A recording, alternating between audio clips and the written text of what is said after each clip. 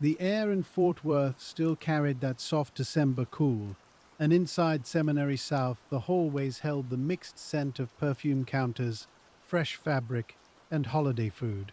It was the 23rd of December, 1974, and the shopping center was busy in the ordinary way places become busy just before Christmas. You can picture the steady movement of families, the rustle of store bags, the low hum of errands that are meant to be finished before evening. Somewhere inside that familiar afternoon were Rachel Trilliker, Renee Wilson, and Julie Mosley, moving through a day that seemed entirely normal at first. That is part of what has kept this case so present for so long. Not spectacle, but the quiet difficulty of understanding how three girls could vanish from such a public place. Investigators began, as they often do, with small things. A car left behind, gifts still inside, times written down, names checked twice. Then came the slower work that cold cases are made of, conflicting memories, a letter that changed the shape of the file, and years of careful rereading. This is a story about patience as much as mystery, about what it means to sit with an old case and notice what earlier eyes may have passed over. And so we begin where the record begins, in the middle of a crowded holiday afternoon, listening closely for the small details that remained. Rachel Trilliker was 17 years old, married, and old enough in the eyes of adults to be given a little more freedom than the other two. Renee Wilson was 14, younger, still close to home in the way many 14-year-olds are, where a ride to the mall is part outing and part trust. Julie Mosley was 9, the youngest by a wide distance, and she had gone along that day because she wanted to be with the older girls. That age difference would matter almost at once, because it shaped how families, neighbors, and police judged what might have happened. If one older teenager vanished alone, some people in 1974 might first think of running away. If three girls disappeared together, including a child of 9, that easy explanation became much harder to hold. The plan for the afternoon seemed simple. Rachel was driving, the girls were going to Seminary South to do some Christmas shopping, and then they were expected to return home later that day. At first, no one looking across the parking lot would have noticed anything unusual. An Oldsmobile sat among many other cars. Store entrances opened and closed. People moved in and out with packages, coats, and lists in their heads. But the first real change came when evening arrived, and the girls did not. A delay at a mall in late December could mean very little. Traffic was thick, shopping lines were long. Teenagers sometimes stretched an afternoon longer than they had promised. So the first response was not panic, but checking. Families began comparing what each person believed the plan had been. Who was supposed to be home first? Who had asked permission? Who had last seen them leave?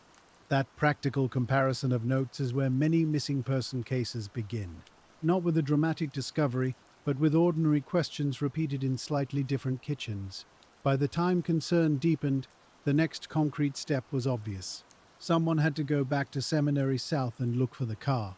When Rachel's Oldsmobile was found still parked at the shopping center, the case changed shape. A delayed shopping trip became a disappearance tied to a fixed location. That mattered because a car left behind narrows some possibilities and opens others. If the girls had chosen to stay out late on their own, why leave the vehicle? If they had arranged for someone else to drive them, who was that person, and why had no one mentioned it? And because the car was there, investigators had a first still point in the moving uncertainty of the day. Inside were purchases. Christmas gifts remained in the vehicle. Their presence felt important, not because they explained anything, but because they did not. The gifts suggested errands had actually been carried out. The afternoon had not ended before it began. The girls had spent at least some portion of the day as expected, moving through stores, choosing items, returning to the car, placing things inside. That sequence gave detectives a method. They could work outward from the parked Oldsmobile, asking where the girls had gone after returning to it, or whether they had ever fully returned at all. So police, family members, and employees began the slow work of retracing. Which stores had they visited? Who remembered seeing them? What time did each memory belong to? Did anyone see all three together, or only one or two? Was there a conversation with a clerk, a pause near an entrance, a moment by the parking lot that stayed with someone? Those are the kinds of questions that sound simple when spoken quietly years later. In the moment, they are much less tidy. A holiday crowd creates movement, and movement creates blur. People remember colors, but not faces. They remember a group of girls, but not which girls. They remember early afternoon, or maybe later, though the clock in memory is often less reliable than we hope. Still, the first night demanded action.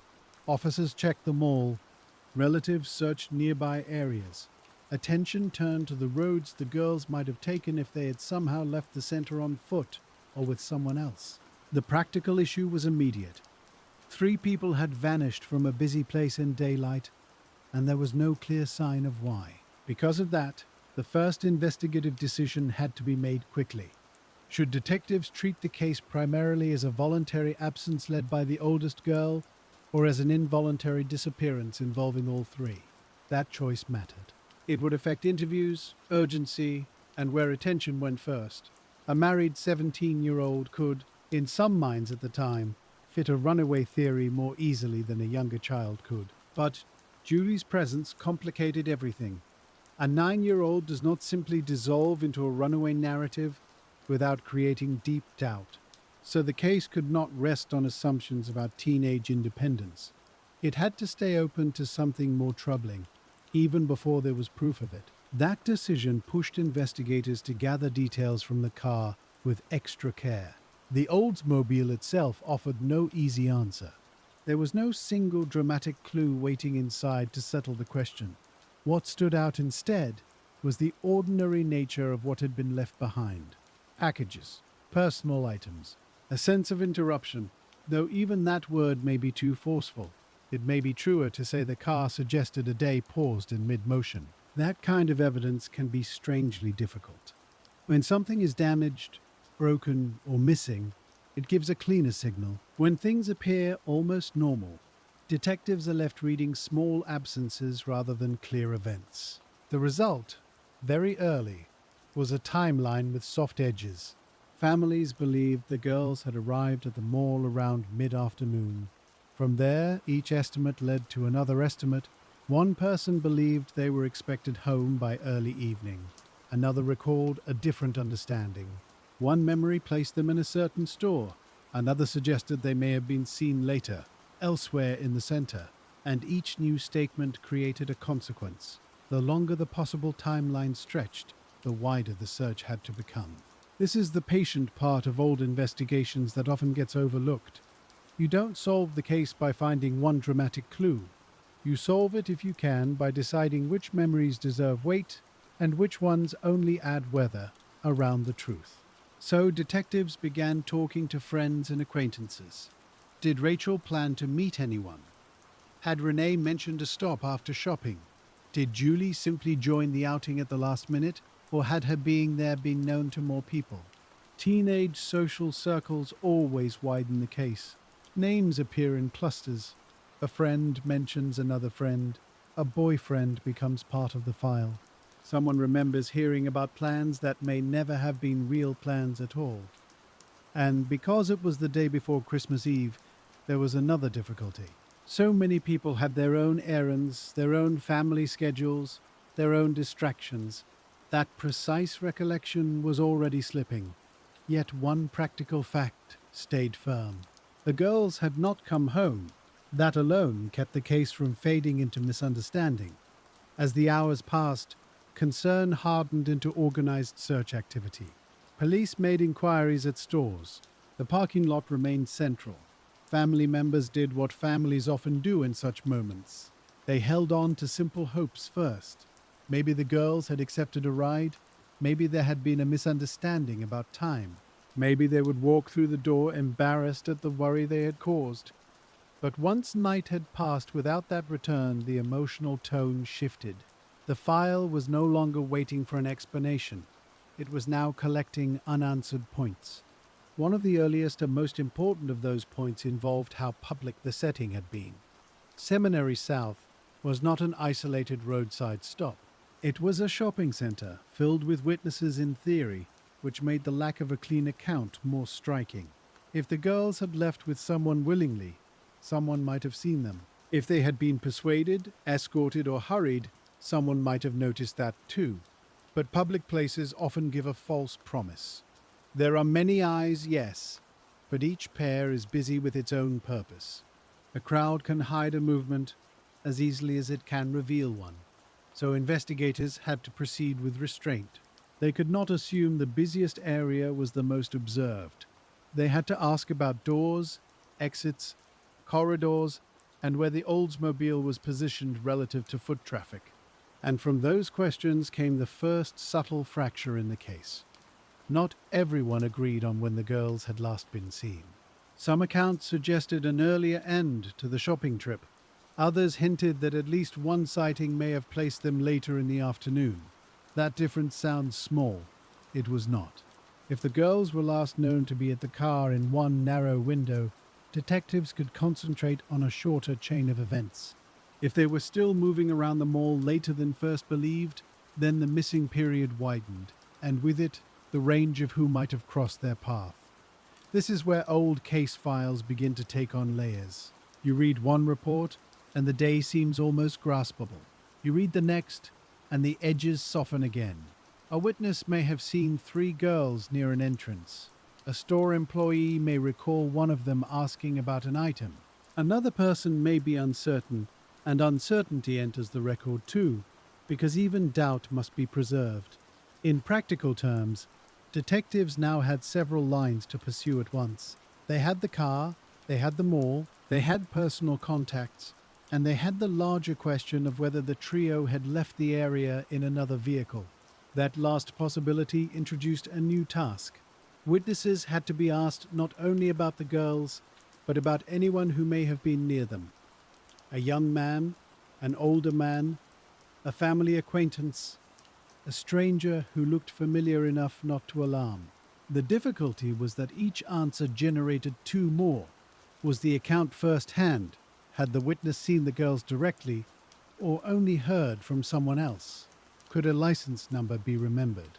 Could the vehicle be described with any confidence? Most of the time, in cases like this, the answer is partial at best, and still the work continues. Because partial information is often all investigators have in the first days. You can imagine the file beginning to thicken. A page on clothing, a page on expected purchases, a page on times written down from memory, a page on where the Oldsmobile was located, a page on names of friends and relatives. Every sheet added structure, none yet added certainty. Meanwhile, the families were living in that narrow, exhausting space between official procedure and private fear. They had to answer repeated questions. They had to clarify details that no one expects to become important. What exactly had Rachel been wearing? Did Renee mention who she hoped to shop for? At what point was Julie picked up? And who knew she was going? When you investigate a disappearance, ordinary family knowledge becomes evidence almost overnight.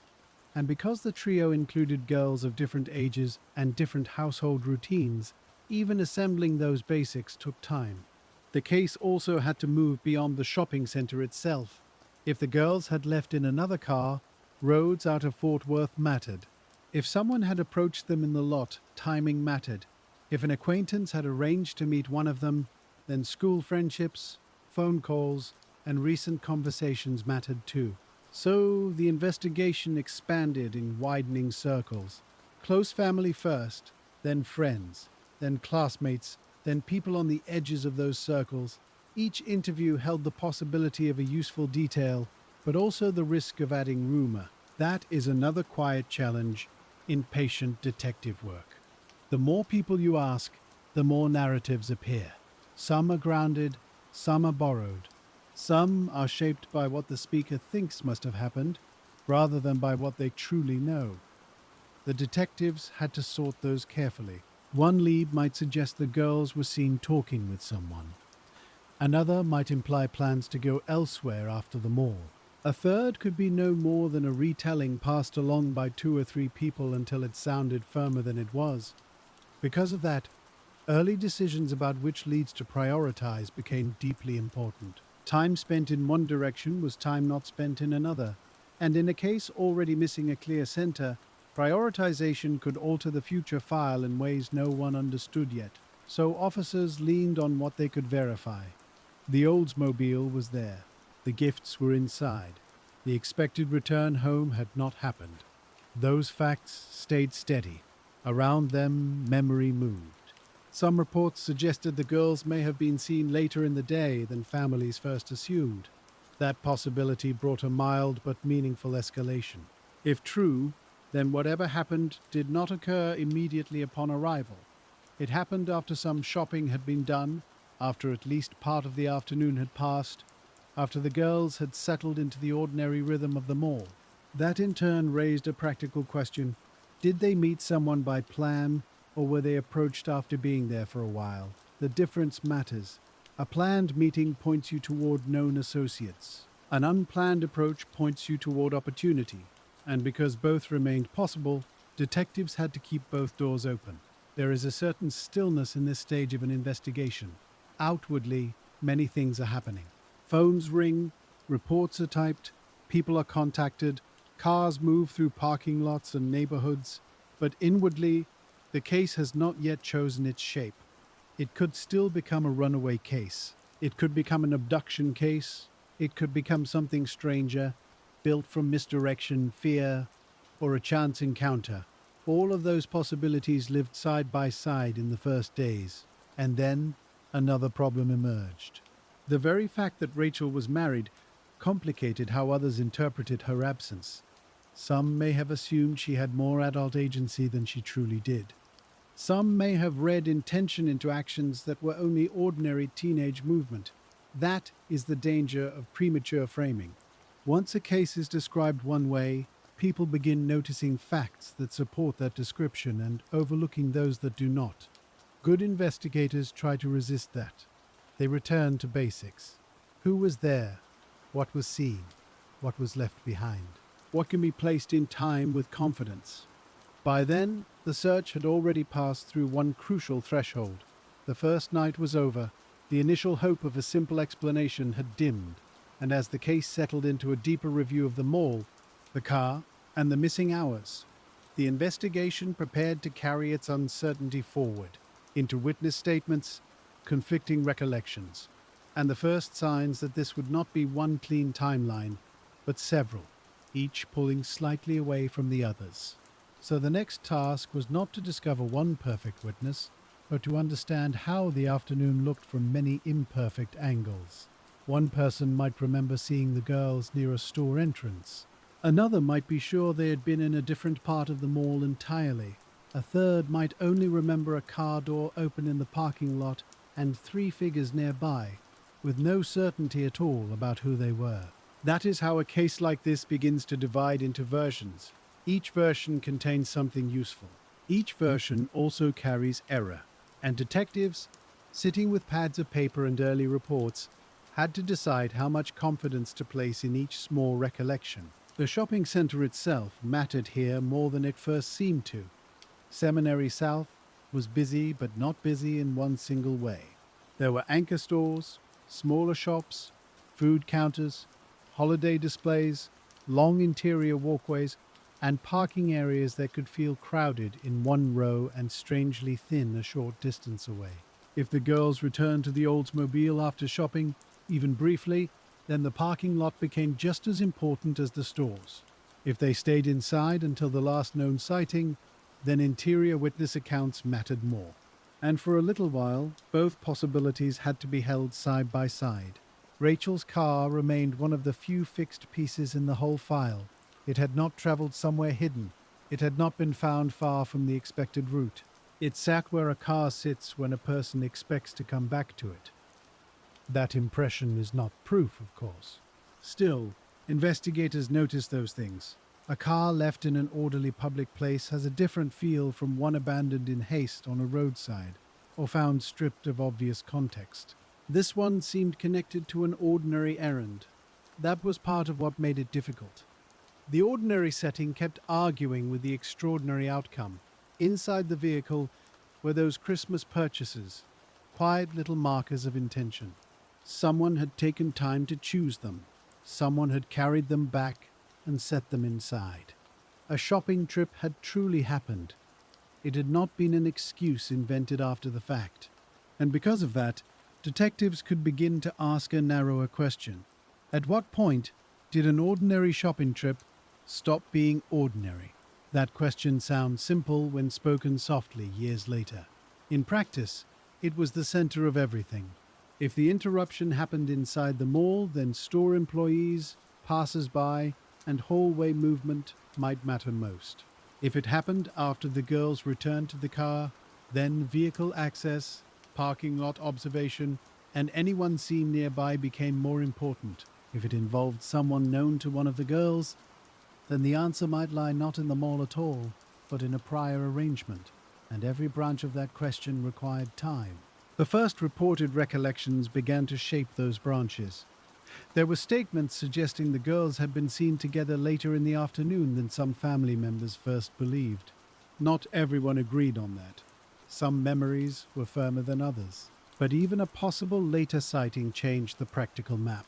It meant the trio might have remained at the center long enough to shop, to return to the car, and then to continue moving. That widened the missing window.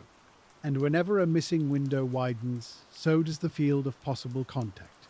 You can imagine detectives looking at clocks they did not fully trust. One person says, mid-afternoon. Another says closer to evening. One says the girls were carrying packages. Another remembers one of them talking, perhaps laughing, in a way that seemed entirely normal. All of that matters, because behavior remembered as relaxed can suggest that at least at that moment there was no visible alarm. But memory is rarely exact. People often remember mood better than sequence. They remember that nothing seemed wrong. They do not always remember whether it was 3:30 or 4:15. So investigators had to compare those impressions against each other, and against what the families knew of the girls' plans. The family side of the file kept growing too. What had been said before the trip? Who knew where the girls were going? Whether Rachel intended only to shop or to meet someone afterward? Whether Renee had mentioned any additional stop? Whether Julie's joining the outing had been spontaneous enough that very few people outside the family circle would have known she was there? That last point mattered quietly but deeply. If Julie's presence was not broadly known in advance, then anyone planning to meet only one or two of the girls may not have expected the youngest child to be present. That does not solve anything. Still, it shapes how investigators think. A planned meeting involving an older teenage social circle might make one kind of sense with Rachel or even Renee. It fits less neatly once a 9-year-old is part of the group. Again, not impossible. Just harder to explain, and when a theory grows harder to explain, detectives are supposed to notice that.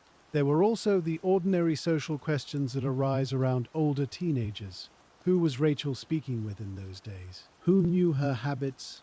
Who had access to a phone conversation, a casual plan, a promise to meet after shopping? The same questions spread outward to friends, to classmates, to young men whose names entered the file because they were near the girls' lives, not necessarily because there was evidence against them. This is one of the gentler truths about investigation. Many names pass through a case without belonging to the answer. A detective writes them down anyway. A friend becomes an interview. An acquaintance becomes a timeline check. A person who means nothing to the case may still receive a page in the file because the work requires patience more than certainty. The atmosphere around the inquiry began to change in those early interviews. At first, people speak in broad terms. Yes, they went shopping. Yes, she knew someone at school. Yes, there might have been plans, though I'm not sure. Then the questioning gets more precise. What time was that conversation? Where did it happen? Who else was present? Did you hear the plan directly, or hear it from someone who heard it from someone else? The practical difference between first-hand and second-hand information cannot be overstated in an unsolved case. A first-hand statement may still be mistaken. A second-hand one can shift shape each time it is repeated. And around missing teenagers, especially in a busy holiday week, second-hand stories multiply very quickly. Somewhere in this process, the first fractures of rumor begin. Not lies, necessarily. Something softer than that. Assumptions, embellishments, memories tidied into confidence because uncertainty feels unsatisfying. A person says they think they saw the girls with someone, another repeats it later as they were seen with someone. By the time the account reaches a third listener, it may sound almost established. This is why patient detectives circle back. They ask again. They separate what was observed from what was inferred, and they do it even when the answer is less dramatic than people hope. There was one broad issue that kept returning. Did the girls leave the area in another vehicle? The Oldsmobile being left behind made that possibility almost unavoidable. If the trio did not remain at the center and did not leave on foot for some unreasonable distance, then another car becomes part of the problem. That meant witnesses were asked not only about the girls' movement, but about makes, models, colors, positions in the lot, and men or women seen nearby. Very often, descriptions were incomplete. A larger car, a darker car, a person of a certain age, maybe older than the girls, maybe not. On paper, those details can look thin, yet detectives keep them because a vague car today may become a more meaningful comparison later. That was true here as well. As interviews accumulated, one consequence became clear. There was not going to be one clean line from arrival to disappearance. There were too many possible sightings, too many uncertain times, too many small accounts that partially overlapped and partially contradicted each other. The case was becoming layered, and layered cases demand a different kind of attention. You do not simply move forward. You move forward, then back. You revise. You compare. You notice that one witness places the girls by a store at a time when another witness thinks they were already in the lot. You notice that a family expectation about when they would be home may not perfectly match how long the girls intended to stay. None of this is failure. It is just what real cases look like. Around this time, the question of voluntariness remained uncomfortably present. Could the oldest of the three have chosen to leave for a while? Some investigators in that era would naturally ask it. The answer was complicated by Rachel's age, her marriage, and the social assumptions attached to both. To some, those facts might suggest independence. To others, they suggested vulnerability of a different kind. But even if someone wanted to take a temporary leave, the presence of Renee and Julie changed the weight of that theory. It is one thing to imagine an older teen making an impulsive decision. It is another to imagine three girls of such different ages all doing the same thing together in a coordinated and unexplained way while leaving the car behind. That is why the runaway interpretation never fit easily. It remained on paper because investigators must consider possibilities, but the facts pushed against it. A child of 9 pushes against it. Christmas purchases in the car push against it. The public setting pushes against it. And so, even without a dramatic sign of force, the case retained the feel of something that had gone wrong beyond ordinary teenage impulsiveness. The mall canvas itself was a lesson in limits. People came and went all day. Employees had worked long holiday shifts. Many had seen hundreds of customers. Asking them to identify 3 girls from memory after the fact was always going to produce uneven results. Some remembered enough to be useful. Some honestly could not say. Some wanted to help so badly that they reached for confidence they did not fully possess. That happens often. A witness feels the weight of the situation and tries to provide more certainty than memory allows. Good interviewing has to make room for that human instinct without mistaking it for fact. So statements were gathered carefully, store by store, person by person. A clerk remembers them at one counter. Another employee is unsure whether it was that day or the day before. Someone in the parking area recalls seeing girls similar in age, but cannot identify which of the 3. No single report solves the sequence. Together, they build texture, and texture can matter later, even when certainty remains out of reach. The family searches and police work continued side by side. That often happens in disappearances. Official procedure moves through forms, calls, and interviews. Family effort moves through emotion, favors, local knowledge, and pure refusal to sit still. Relatives ask their own questions. They revisit assumptions. They remember small things that may never enter a formal report unless someone asks. Who had called recently? Who had seemed interested in one of the girls? Whether anyone had lingered around before? Sometimes family observations become central, sometimes they do not. But they always belong in the early life of a case. As those first days lengthened, the city itself became part of the investigation. Fort Worth roads, neighborhoods, nearby towns, all entered the mental map. If the girls had gone with someone willingly, they could have been driven any number of ordinary places. If they had gone unwillingly, the same was true. That is the unsettling part of a public disappearance, tied to a parked car. The fixed point remains in one lot, but the possibilities radiate outward quickly. Detectives had to think beyond the shopping center, even while still working intensely inside it. And then there were the phone calls. Cases like this tend to draw information through telephones in uneven waves. A possible sighting, a suggestion about a vehicle, a caller who thinks they know a boy involved, a relative of a friend who suddenly recalls a conversation from the week before. Some calls help, some distract. Most require at least a note, because dismissing a lead too quickly can cost something later. Yet chasing every lead with equal force is impossible. So the file begins to sort itself by degrees of confidence. Strong lead, possible lead, rumor, unverified statement, repeat caller, anonymous tip. Each category shapes what happens next. The practical challenge is that people outside the case rarely see that sorting work. They only hear that there were leads. Inside the file, leads are not all alike. One may come from a person with direct contact, another from a person who heard a story in passing. Another may be impossible to trace back to any original source at all.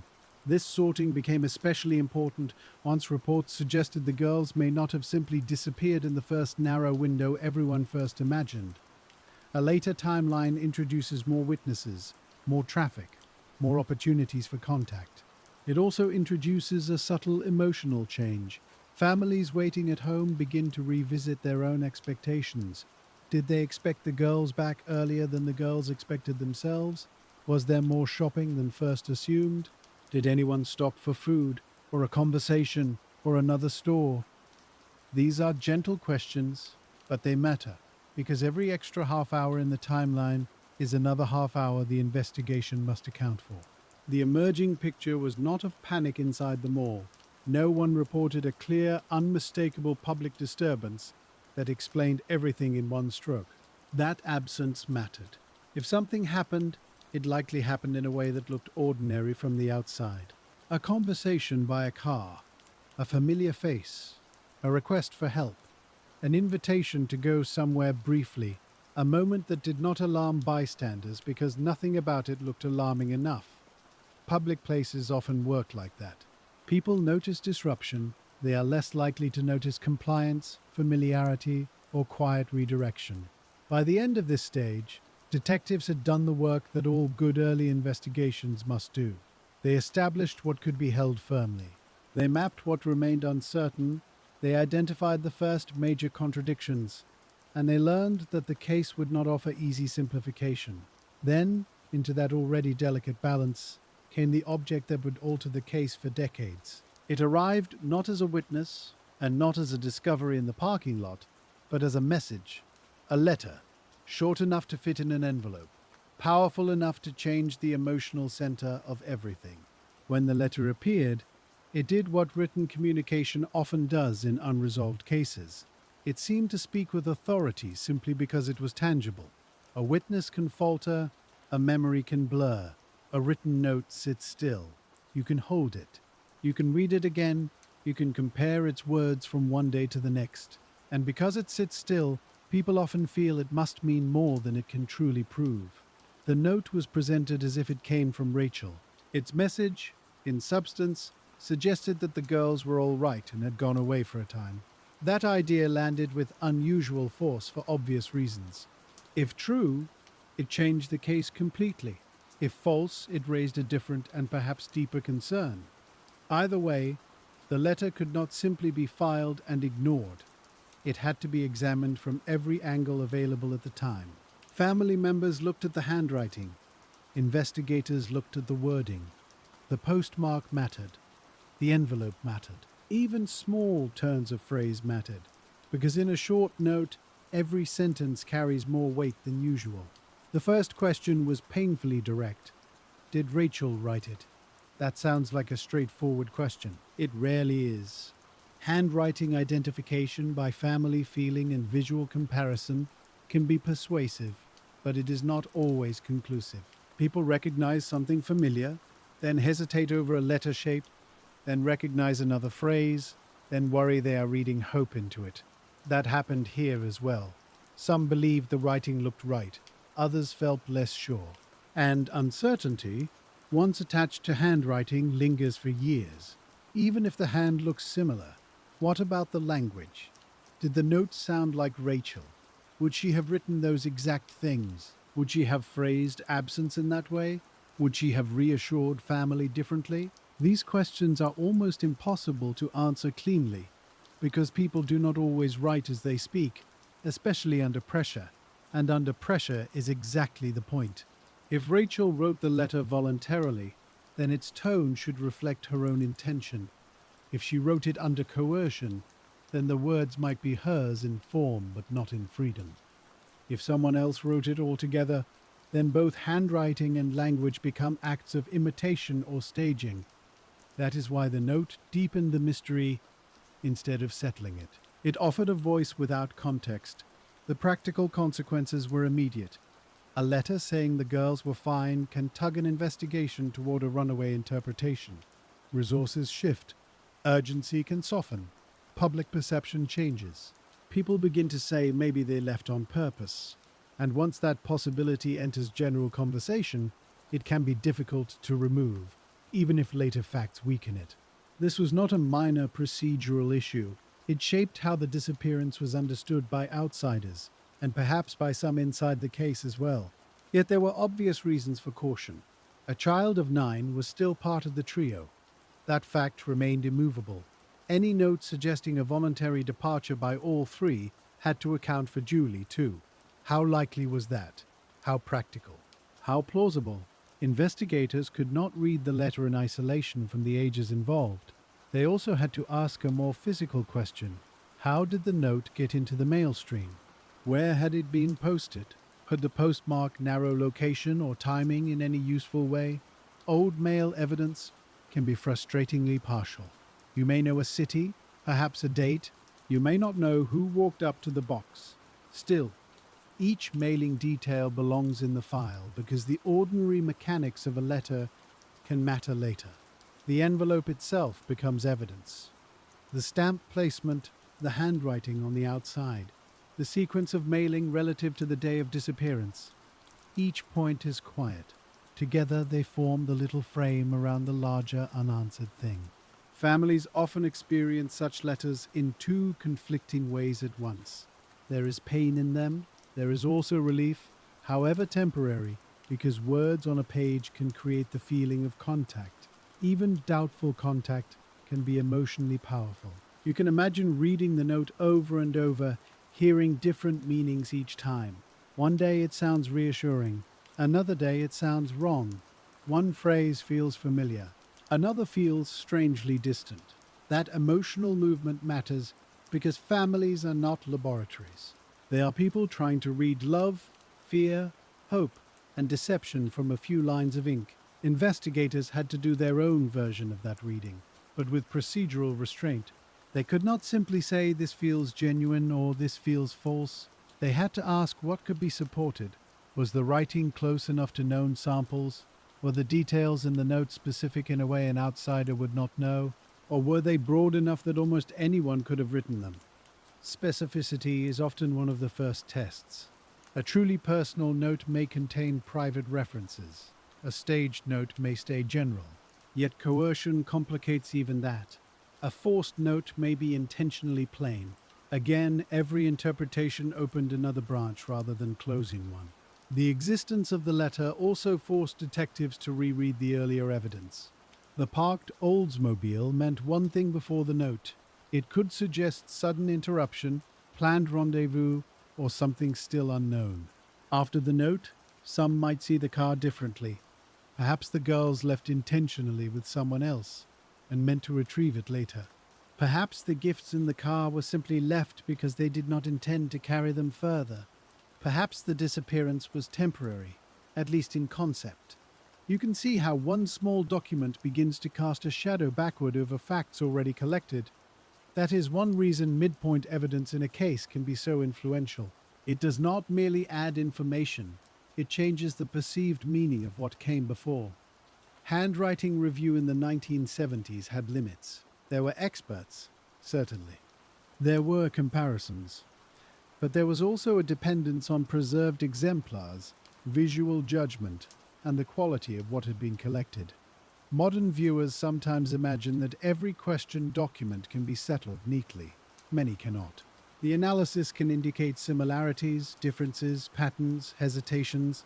It does not always produce certainty strong enough to quiet every doubt. So detectives were left with an object that looked solid and felt solid, but behaved like a question. They had to decide how much of the case should bend around it. That decision was not abstract. It changed interviews, priorities, and the emotional weather surrounding the search. If the note was accepted too quickly, then some leads might seem less urgent. If it was rejected too quickly, then a genuine communication might be mishandled. That is the burden of uncertain evidence. It asks for action before it earns trust. The wording of the letter mattered in another quiet way. Short notes often reveal as much through what they leave out as through what they say. A person writing freely may include extra detail without planning to. A person writing under pressure may keep to the narrowest possible message. And a person imitating someone else may rely on broad reassurance, hoping the mere idea of contact will carry the rest. Investigators had to read the spaces around the words. Did the note explain where they were? Did it explain why all three had gone? Did it explain how long they expected to be away? Or did it mostly ask to be believed, without offering the practical details that belief usually rests on? Those are not dramatic questions. They are slow questions. They are the kind that make detectives sit with the document for longer than most people would expect. One line can be copied into notes. One phrase can be compared against known writing. A single misspelling, or the lack of one, can begin an argument that lasts years. And all the while, the central problem remains. A letter is not the girl's. It is only a possible trace of one voice, or of someone pretending to be that voice. The families, meanwhile, had to live with a new type of uncertainty. Before the note, there had been absence. After the note, there was absence speaking. That can be harder. Silence is painful, but it is simple. A message creates movement in the mind. You begin asking what it means. You begin wondering whether reassurance itself is suspicious. You hear the words in the missing person's voice, then lose confidence, then hear them again. It is a very human kind of torment, and a very quiet one. For police, the practical work widened. Known handwriting samples had to be gathered. Friends and relatives might be asked what Rachel's letters normally looked like. Did she begin sentences a certain way? Did she use certain expressions? How did she sign notes? Did she tend to write quickly, neatly, casually?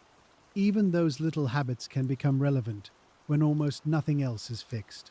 And because this was the 1970s, that meant a great deal depended on paper records, preserved samples, and human comparison. No digital archive waited in the background. No automatic database offered neat pattern matching. There were documents, eyes, and judgment. And judgment, even careful judgment, has limits. The note also reshaped how outsiders spoke about the case. Once the idea entered public conversation that the girls may have gone away voluntarily, even for a short time, It became part of the case's shadow. People repeated it. Some believed it, some used it to explain away discomfort. Others resisted it immediately, because the ages involved made it feel deeply wrong. But once a theory is spoken aloud often enough, it starts settling into the edges of memory. Years later, people may remember the theory more clearly than the basis for it.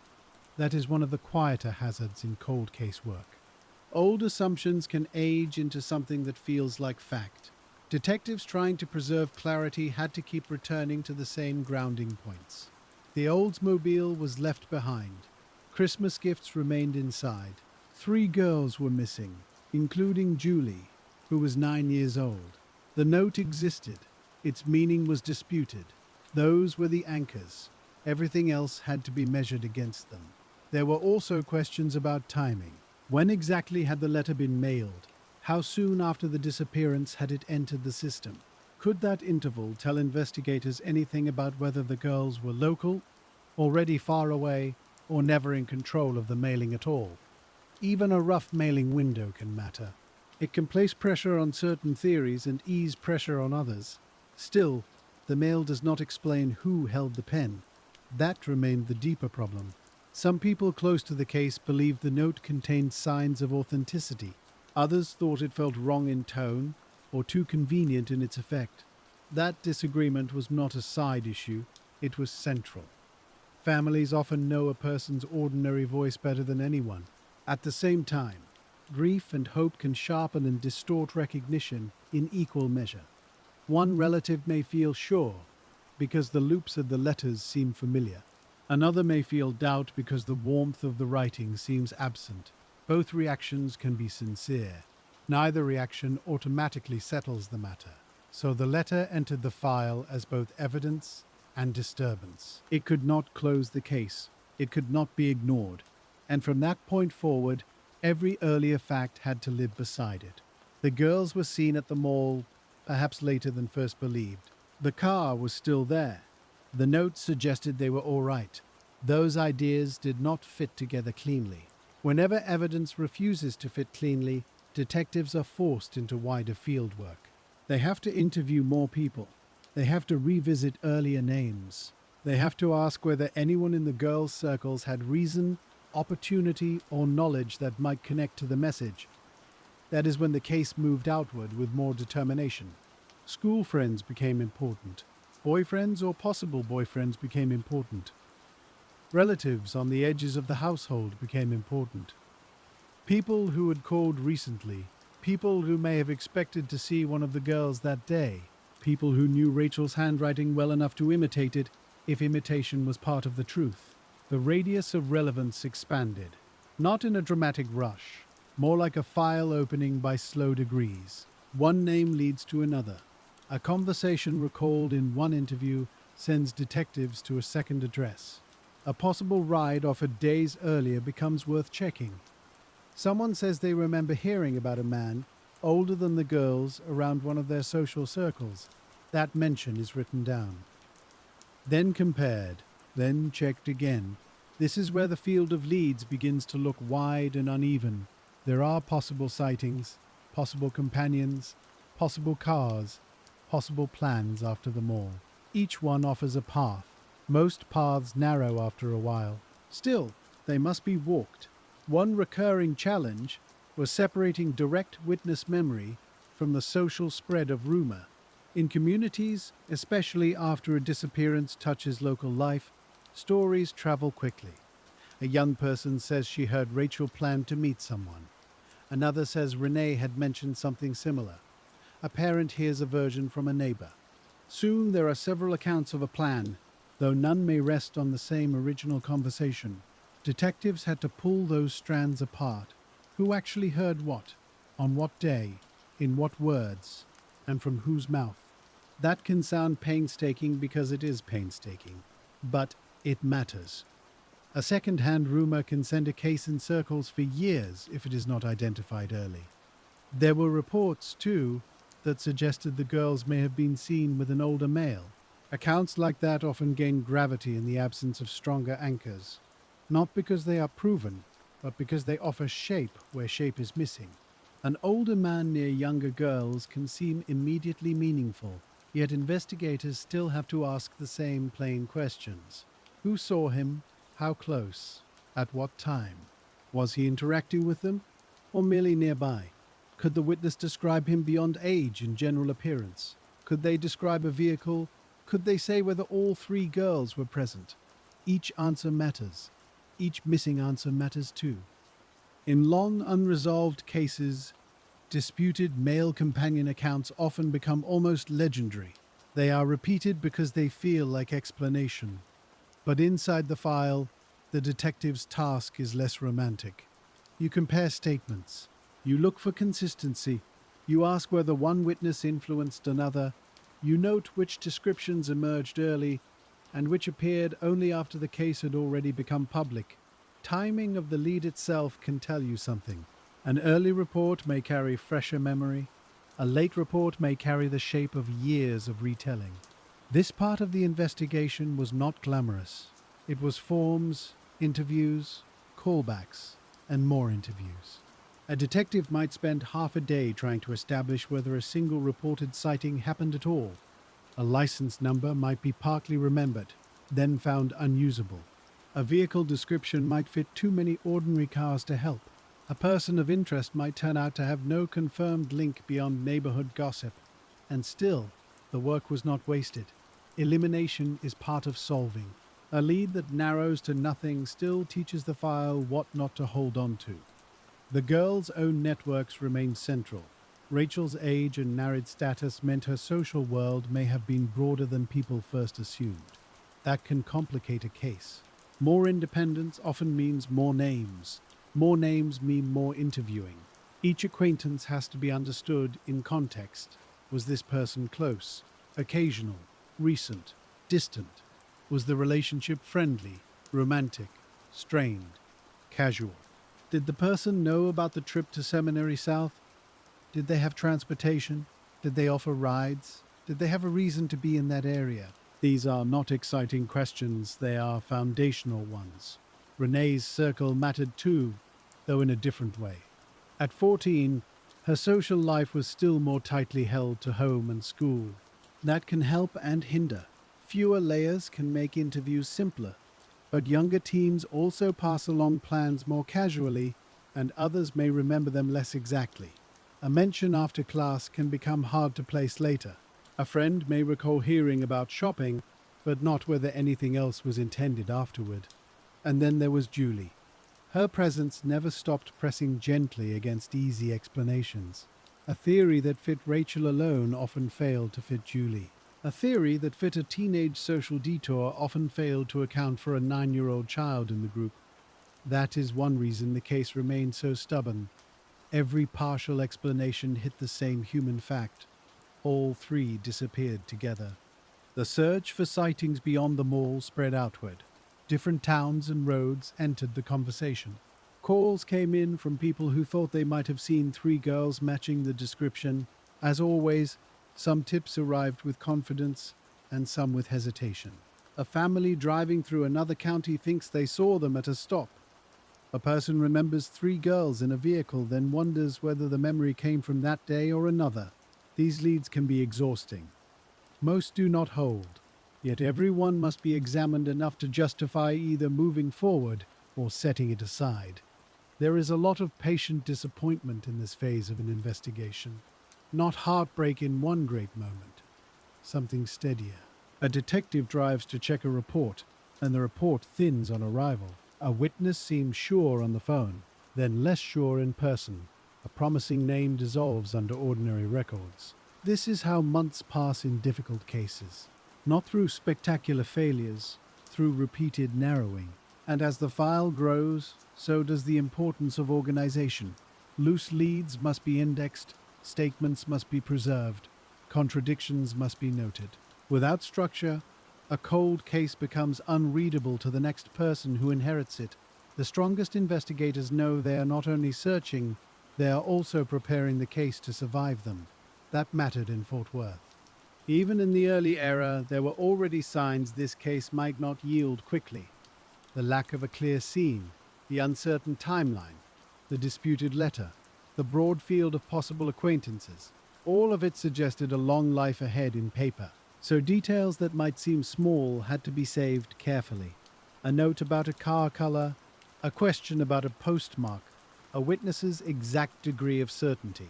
Whether someone said I saw, or I heard, or I think, those verbal differences can become very important later, sometimes decades later. Public attention, of course, created its own current. A disappearance of 3 girls during the holiday season naturally drew interest. With interest comes pressure. Pressure for answers. Pressure for a theory. Pressure to tell a coherent story before the facts are ready to support one. Detectives often have to work against that pressure. They may know more than the public. They may also know less than the public thinks they should. And in that gap, rumor grows. Rumor around this case took many forms. Some centered on specific men, some on runaway ideas, some on a brief voluntary outing that turned into something else. A few likely came from people trying to be useful. Others may have emerged because unresolved cases make communities restless. People do not like empty spaces, they fill them. But an investigation has to be more disciplined than that. It has to tolerate the empty spaces longer. One reason the older mail account received recurring attention was simple. It offered a bridge between the public setting and the disappearance. If the girls left with someone who seemed familiar or non-threatening, then the absence of alarm at the mall became easier to understand. That idea does not prove itself. Still, it has a practical logic detectives cannot ignore. In broad daylight, among holiday crowds, a calm interaction can pass unnoticed much more easily than open distress. So investigators kept asking whether anyone had seen the trio near a man, a truck, a car, any ordinary seeming contact that might have mattered. The answer never settled into one stable witness account. Instead, there were fragments. And fragments are difficult companions. They can sustain a case, they can also mislead it. Some detectives would have revisited the same witnesses more than once. That is not because the first interview was poor. It is because memory changes under repetition. A person may recall more after sleeping on it, or they may become less certain, or they may, without meaning to, absorb details from newspapers and fold them into what they think they saw. Re-interviewing helps reveal those changes. It also shows which witnesses remain stable over time. Stability does not equal truth, but instability can be a warning. The practical records of the era mattered too. License checks, employment records, school schedules, phone records, where available and relevant. The kinds of things that by themselves seem dry in the life of a case, they are often the bones. A witness says someone was at the mall. Was that person free to be there? A friend says a plan was made by telephone. Is there any record or corroboration? A man says he was elsewhere that afternoon. Can that be checked? You do not always get full answers, but every document tightens or loosens the weave a little. As the weeks became months, another consequence appeared. Memories began to cool. That is natural. People moved on, at least outwardly. The holiday season ended, school routines changed, jobs shifted, families aged into a different kind of waiting.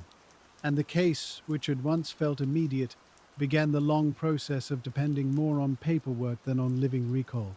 This is one of the saddest thresholds in unresolved investigations. At first, the case belongs to the day. Then, it belongs to the file. Once that shift happens, the quality of the early record becomes incredibly important. If a witness was vague and the vagueness was not captured honestly, later readers may misunderstand certainty. If a rumor was written down too confidently, it may harden into false structure.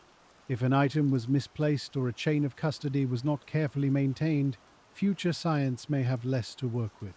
Cold case detectives often inherit not only evidence, but also the strengths and weaknesses of earlier note-taking. And still, through all of this, the girls remained present to those who loved them. That is the human counterweight to administrative time. Families do not experience a case as a series of folders. They experience birthdays missed, holidays repeated, rooms changed slowly, or not changed at all. Ordinary objects become anchors.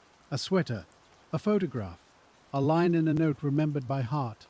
While police sort and compare and file, families continue to live inside the unanswered question. That reality often keeps a case alive more than any one lead. There were likely detectives, too, who carried the case quietly beyond office hours. That happens more than people realize. A missing person file sits on a desk all day, then follows someone home in thought. A contradictory statement comes back while driving. A witness phrase repeats itself. A detail about the car bothers you because it refuses to fit. No detective can stay equally attached to every case, but some cases settle deeply. 3 girls gone from a Christmas shopping trip would have been that kind of case for many. The note never stopped exerting influence. Every new lead had to be tested against it. If someone suggested the girls had gone willingly with a known person, did the letter support that idea, or merely seem to? If someone suggested coercion from the beginning, how would the letter fit into such a scenario? If someone pointed to an opportunistic encounter, how did they account for the later communication? The note complicated everything because it could be read in multiple directions without fully proving any of them. There is a particular fatigue in investigations built around ambiguous evidence.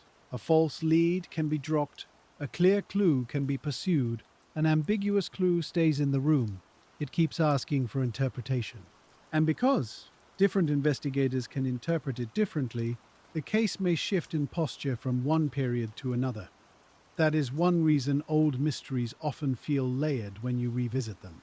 You are not only reading the event, you are reading several generations of belief about the event. As more interviews accumulated, the file likely began sorting possible explanations into rough categories. Voluntary departure, led by one or more of the girls. Departure with someone known, departure with someone not well known but trusted enough in the moment, a staged letter sent after the fact, a genuine letter written under unknown conditions. None of these categories solved the case. They simply helped detectives decide where to place the next hour of work. The patient side of that effort is easy to overlook. It may mean driving across town to ask a question whose answer turns out to be no. It may mean reading old statements in search of one inconsistency. It may mean waiting for a person to come home from work so they can be interviewed in person rather than by phone. Most of investigation is not revelation. It is follow-through. By now, the case was becoming what unresolved cases often become, an archive of December, not just the 23rd itself, but the days after, the return to the parking lot, the shopping bags in the car, the letter, the names entering and leaving suspicion, the possible sightings stretching outward into neighboring places, the repeated effort to understand whether one lead deserved more trust than the others. That archive did not yet have an ending. It only had accumulation. And accumulation, if tended carefully, can be a form of hope, because a future detective may see what an earlier one could not. A witness who felt uncertain in 1974 may sound more meaningful when compared with another statement read 20 years later. A vehicle description dismissed as too general may matter once a specific person enters the file. A disputed phrase in the note may gain significance beside a later interview. This is why preservation matters. Not because every old case will be solved, because every old case deserves the chance to remain legible. As years began to gather around the disappearance, that became the real task, to keep the case legible, to keep Rachel, Renee, and Julie from being reduced to a headline and a date, to hold on to what was known, what was uncertain, and what had perhaps been weighed too quickly. The long field of leads did not end in one season. It kept extending. A tip from one period would send investigators back to an old witness. A documentary mention or newspaper revisit might stir another caller. People who had once stayed silent sometimes speak later, not because they suddenly know more, but because age changes what silence costs. Someone may remember a conversation from youth differently at 40 than they did at 17. Someone may decide that a detail once dismissed as trivial should finally be passed along. Cold cases depend on that kind of delayed honesty more often than the public realizes. There is no glamour in it, only timing. The city changed too. Neighborhoods shifted around the old routes, stores changed names, and the shopping center itself became part of a different Fort Worth than the one preserved in the first reports. That happens to unsolved cases after enough years. The map in the file stays still while the real streets keep moving. A detective reopening the Fort Worth trio case decades later would have to work in both places at once. There was the city of the records. Seminary South, as it was in late December of 1974, certain roads carrying certain traffic, certain phone numbers tied to certain homes. And then there was the present city, layered on top of the old one, where buildings had changed, memories had aged, and people who once seemed easy to find had scattered. That is what cold case time really means. Not simply that a case is old, but that every original fact must now travel through the wear of years. A witness grows older, a detective retires, a family moves, a paper record fades at the edges, or is misfiled, or survives only because someone long ago had the habit of saving carbon copies. So when later investigators returned to this disappearance, they were not just asking what happened to Rachel Tricker, Renee Wilson, and Julie Mosley. They were also asking how the original investigation had understood what happened. That second question matters more than it first seems. In any old case, the first theory can leave a long shadow. The letter had done exactly that here. Whether anyone intended it to or not, it introduced the possibility of voluntary absence into a case where a child of 9 years old had vanished alongside two older girls. From that point forward, every later review had to ask a careful thing. Did the note simply complicate the investigation, or did it quietly redirect it? If resources were spent trying to verify a runaway idea that never truly fit, then time may have been lost. If the note was handled with proper caution, then perhaps less was lost than later critics feared. Cold case work often begins in exactly that uncertain posture, not with blame, with reconstruction. You sit with the old file, you read early interviews in the order they were written, you look at dates, you mark what was known before the letter arrived and what was believed after. You ask when a possibility became an assumption. You ask whether a witness account was explored because it was strong or because it fit the theory of the moment. None of this is dramatic. It is patient. It is a person in a quiet office reading pages under fluorescent light, noticing where certainty may have entered too early. In the Fort Worth trio case, several fixed points always remained available for that kind of rereading. The Oldsmobile was still one of them. It had been found in the Seminary South parking lot, with Christmas gifts inside, in a way that still suggested interruption more than plan. A later reviewer could look at that detail and ask whether the original meaning assigned to it had been stable over time. Did earlier investigators lean too much toward the idea that the car was deliberately left because the letter suggested a temporary departure? Or did they continue treating it rightly as evidence that the day had stopped unexpectedly? Sometimes a cold case turns on that sort of interpretive pressure. The object has not changed, only the lens around it has. There was also the matter of the timeline, which had never settled neatly. Decades later, the same problem remained. Some witness recollections placed the girls later in the day than first assumed.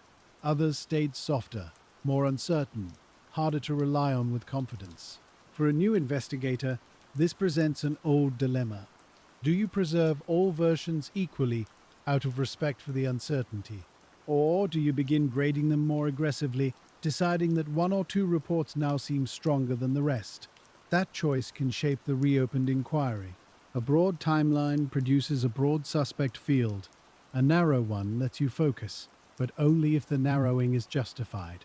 And in this case, justification was always delicate. The witnesses had first spoken in holiday conditions, after a crowded day, under emotional pressure, and often after hearing that 3 girls were missing.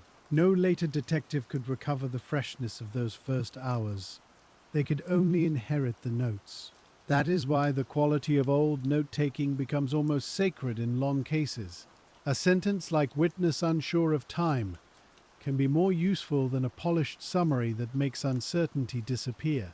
Honest ambiguity ages better than forced clarity.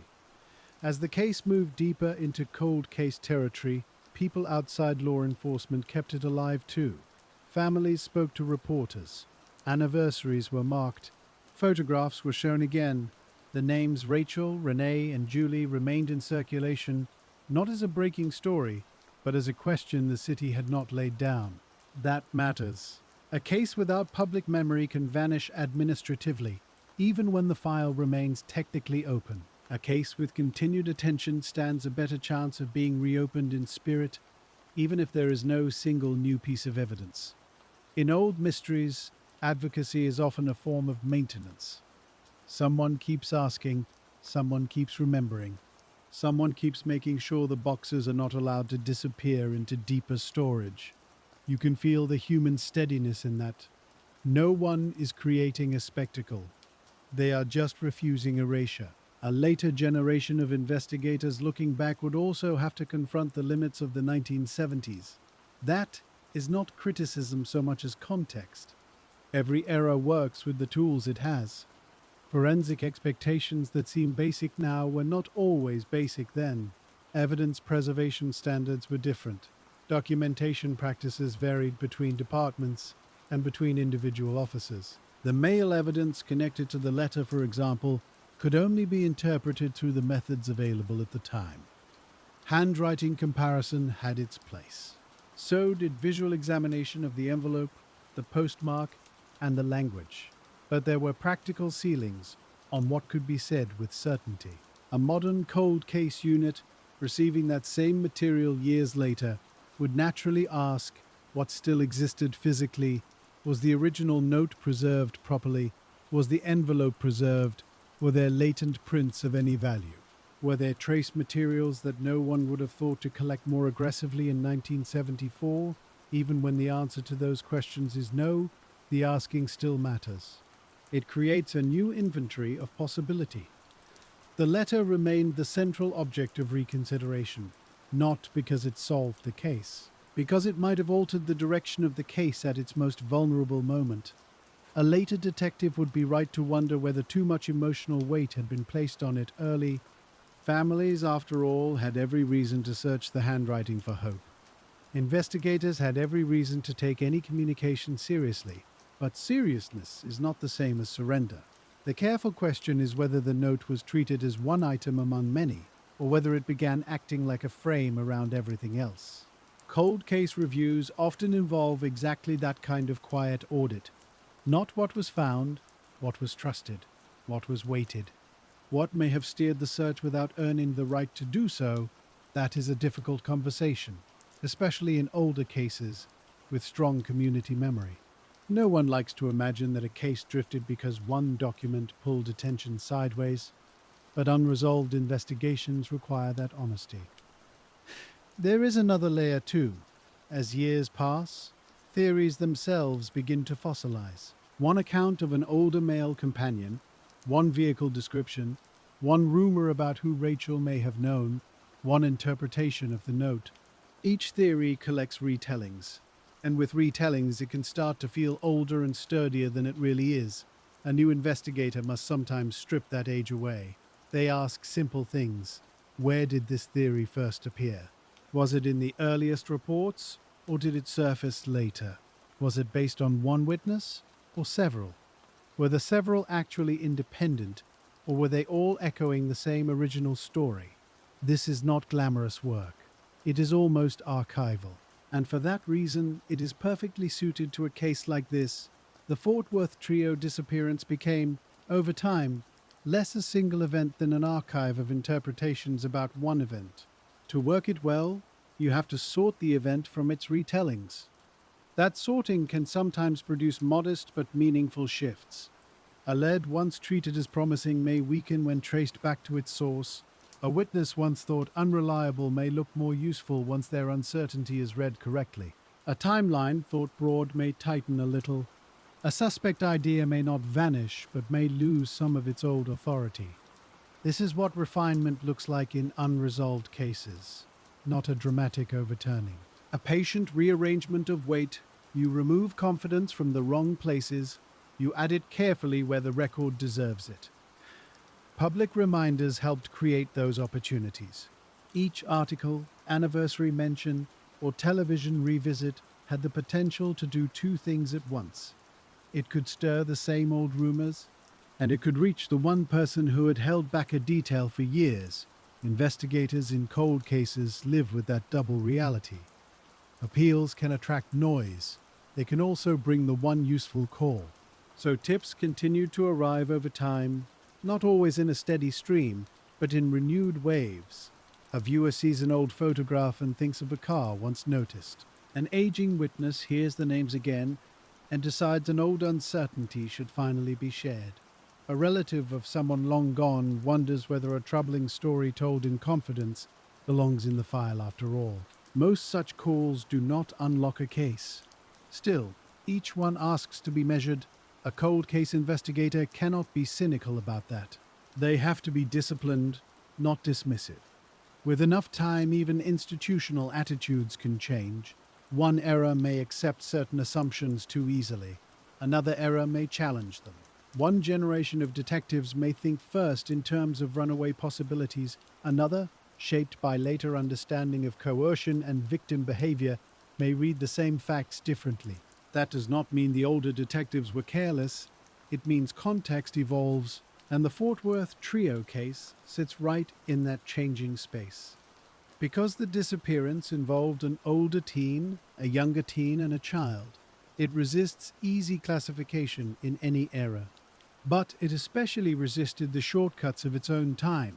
Later reviewers could see that more plainly. Julie's age remains the simplest corrective in the whole file. Whenever a theory drifts too comfortably toward voluntary absence, her presence pulls it back towards scrutiny. That has probably protected the case from settling into a false story more than once. At some point, renewed institutional interest became part of the case's life. That phrase can sound larger than it is. Sometimes it simply means a detective or unit decides to read everything again from the beginning. Not the summary, everything. The original reports, the family statements, the witness contradictions, the mailing details, the notes on vehicles, names, calls, and rumors. That act of rereading is often the most important thing a cold case unit does. Before any new test, before any public appeal, before any modern database search, someone has to reacquaint the institution with its own memory. You cannot reopen what you do not fully remember, and you cannot ask new questions until you know the old ones clearly. In a case like this, the rereading would likely circle the same enduring unknowns. Did the girls leave the mall area with someone they knew? Did they leave because they were persuaded, or because they trusted a familiar face, or because they believed they would return quickly? Was the letter written by Rachel? And if so, under what conditions? If not, who had enough confidence to attempt such a thing? Was there an early witness account that deserved more attention than it received? Did the original timeline widen too far, or not far enough? These are old questions. But old questions are exactly what cold case work is made of. The task is not to invent fresh mysteries. It is to sit still with the right ones. Once a case is reopened in spirit, modern methods begin to matter in a quieter way, not as magic. As comparison, boxes may be searched again for physical evidence. Records may be digitized. Old names may be cross-referenced against later criminal histories, death records, addresses, vehicles, or associations that were harder to assemble in earlier decades. A person barely noted in 1974 may look different when placed inside a broader modern record. Someone once treated as peripheral may have connections that only become visible when databases can talk to each other. This is one of the real gifts of modern cold case work. It does not always discover new evidence. Often it reveals old relationships more clearly. The practical sequence remains very plain. First, you identify what physical evidence still exists. Then you ask what condition it is in. Then you determine chain of custody. Then you decide what current testing could realistically tell you. That realism matters. Not every old item can produce useful forensic information. Some was never collected with future science in mind. Some has degraded, some cannot be tested without consuming it, and that decision requires care. An envelope, a letter, a piece of clothing, a vehicle record, a preserved note from a witness interview. Each item must be considered on its own terms. Television often makes this part seem instant. In truth, it is administrative, methodical, and often slow. For the Fort Worth trio case, modern thinking naturally returned to the few central physical anchors: the letter, again, the envelope, the car. Any preserved documents tied directly to the girl's movements that day. A later investigator might ask whether latent fingerprints on the mailed materials had ever been fully explored, or whether any biological trace could now be examined with techniques unavailable decades earlier. Even if those hopes prove limited, the asking is still worthwhile. A cold case remains partly alive because people are willing to ask the same material a new question, not because they assume it will answer, but because it still might. Digitizing records changes another part of the work. Old witness statements that once sat in folders can be indexed, compared, and searched more efficiently. A name mentioned only once in a margin note may suddenly stand out when it appears again in another report years later. An address once difficult to contextualize may now be mapped against roots, known associates, or later histories. Patterns that were always present can become easier to see. This does not replace judgment. It simply reduces the burden of memory. In old investigations, memory used to live too heavily in individual detectives. If one person retired, some mental map retired with them. Modern systems, for all their limits, can preserve more of that map. That leads naturally back to suspects, persons of interest and names long discussed around the edges of the case. A modern review would not start by believing or disbelieving old theories. It would inventory them. Who was named early? Who was named later? Who can be tied directly to the girls' known lives? Who entered the file through rumor only? Who has an alibi that was checked well? Who has a history that looks more troubling in retrospect? This is where old investigations become both narrower and broader at once. Narrower because the strongest names need renewed scrutiny. Broader because modern cross-referencing can reveal context that earlier detectives never had. A person's movements across counties, later arrests, known associates, property records, employment history, all these can now be assembled with less friction than before. Again, not magic, just more complete context. Public tip lines in later years would have reflected that same mix of hope and restraint. Some tips likely arrived because documentaries, newspaper features, or anniversary coverage brought the case back into view. Others may have come from people simply reaching an age where old silence felt heavier than before. An elderly witness may no longer care about old social loyalties. A former friend may decide that a strange comment once heard in youth belongs in the file, even if they cannot prove its meaning. A relative cleaning out papers may find an old letter, photograph, or notebook entry that places someone in a different light. Most of these developments are modest. But cold case progress is often built from modest things. A detective receives the tip, verifies the source, checks whether the name already appears, reads the old file beside the new statement, decides whether the lead justifies interviews, records requests, or forensic comparison, then waits again. That waiting is part of the method. Every useful lead must survive contact with the file, not just the public version of the file. The actual one, the one with contradictions, dead ends, discarded vehicle descriptions, and names that once seemed important but later thinned. That is where modern review can be both comforting and demanding at once. A new tip may sound fresh, but it still has to be measured against what was said in the first days. If it cannot survive that comparison, it becomes part of the weather around the case, not part of its structure. And so the work becomes less about finding one perfect answer and more about clearing space around the strongest unknowns. A cold case unit looking again at Fort Worth would likely return once more to the question of contact. Who could have approached three girls in a busy shopping center without causing immediate alarm?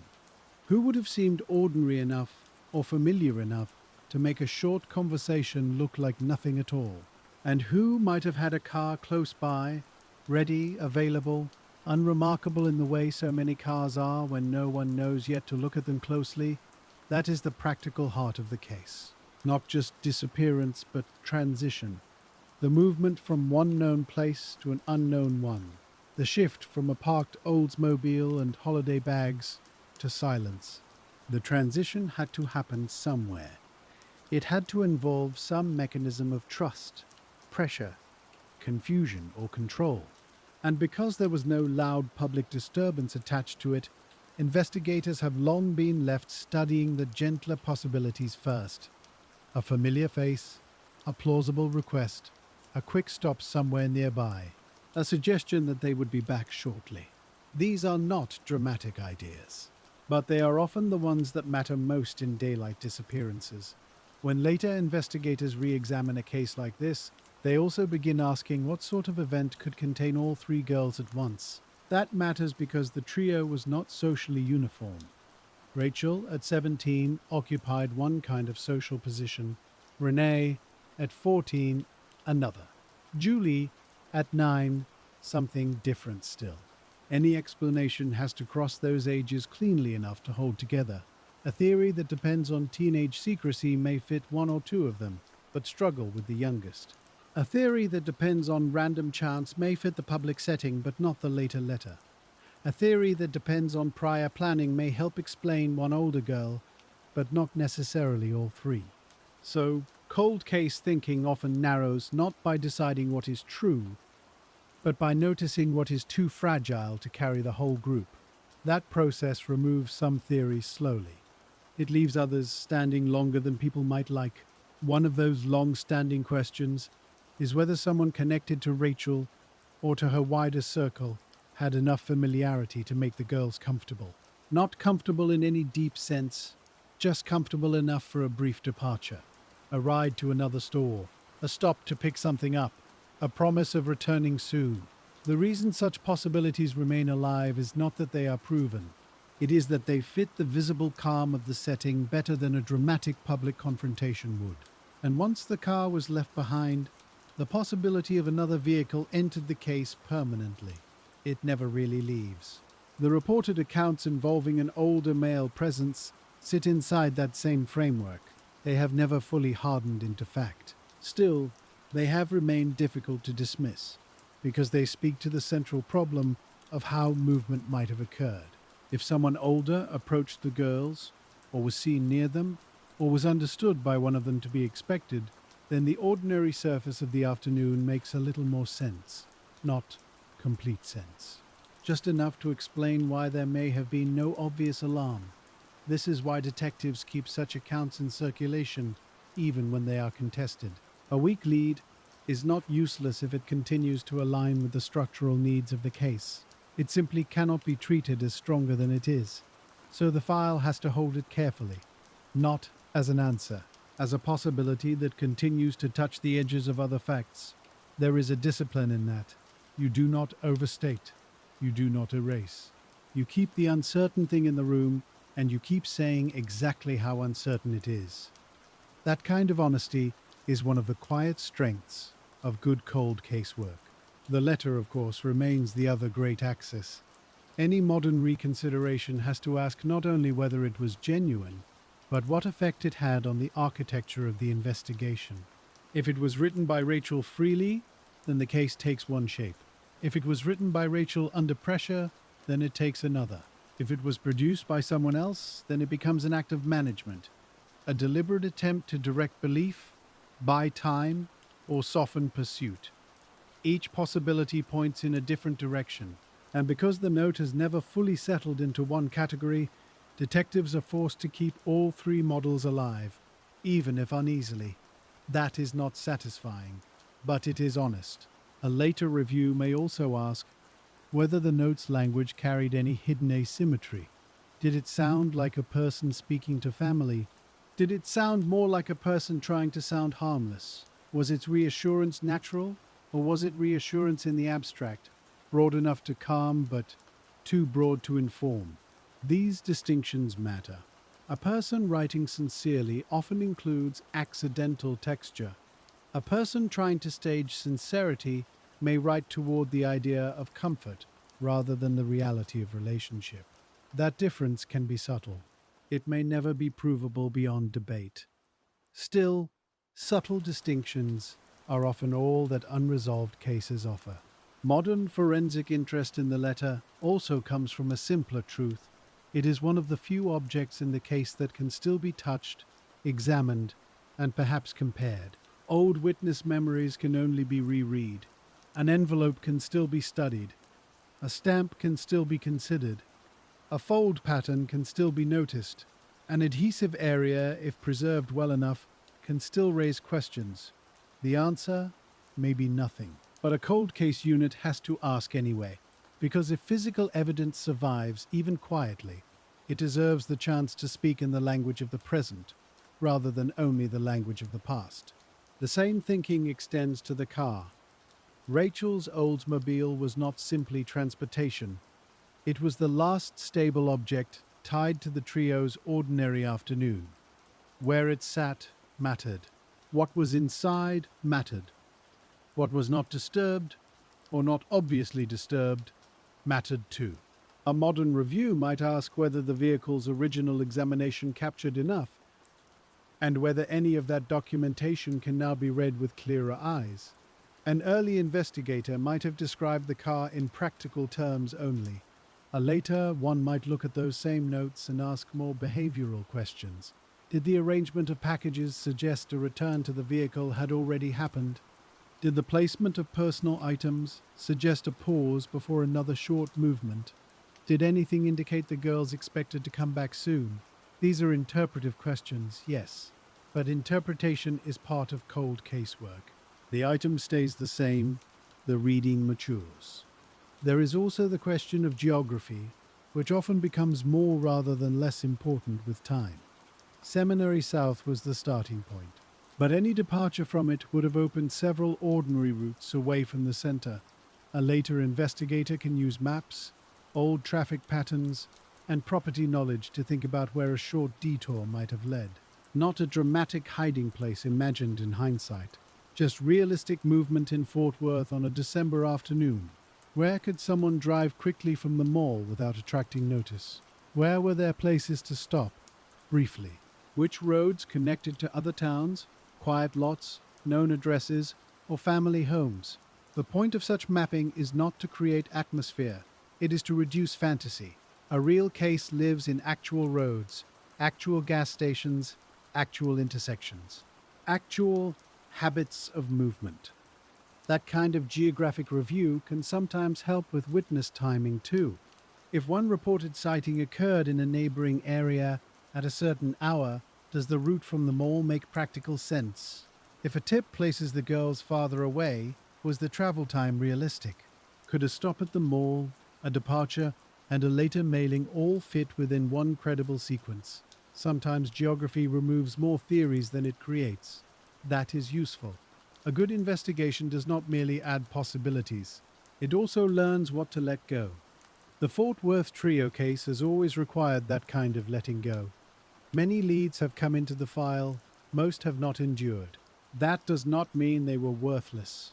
It means the work of elimination has been part of the case from the beginning. You can feel that in old files. The names that flare up for a few pages then fade.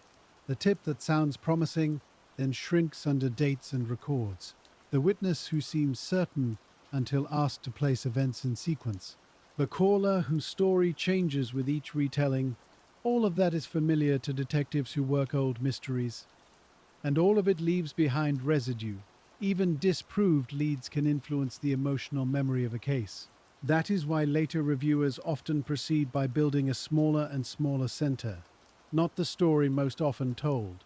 The facts most resistant to erosion, in this case, that center remains fairly clear. 3 girls went shopping at Seminary South on the 23rd of December, 1974. Rachel's Oldsmobile remained in the parking lot. Christmas purchases were left inside. The girls did not return home. A letter later appeared, presented as though it came from Rachel. and it altered the direction and feeling of the case without resolving it.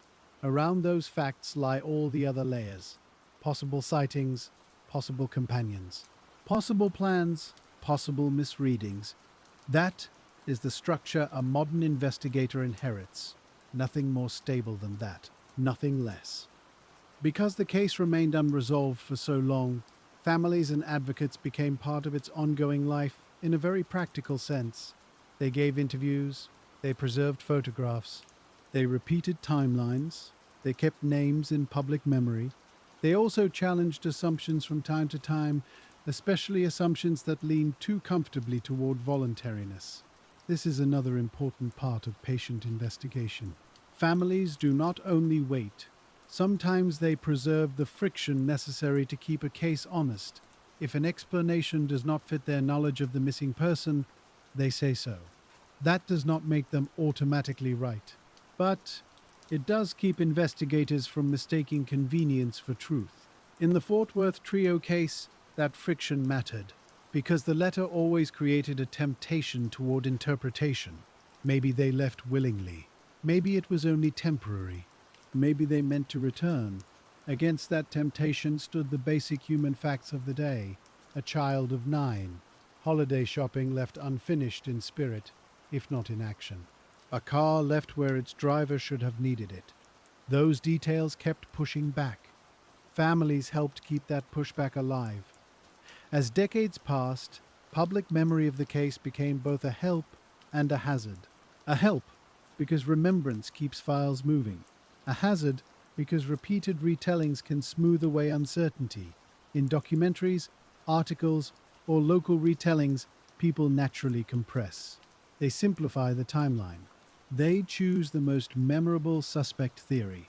They present the letter as either clearly genuine or clearly false, depending on which version of the story feels neater. Real case files resist that neatness. They remain untidy. A careful, cold case investigator has to work against the pressure of tidy storytelling. They have to return complexity to the case even when complexity frustrates. That is one reason this kind of work often feels so quiet. It is not dramatic reduction. It is patient restoration. There may also be another question beneath the larger ones.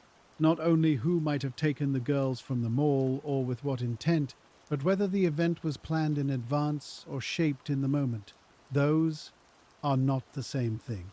A planned event suggests foreknowledge, surveillance, contact, perhaps a social tie.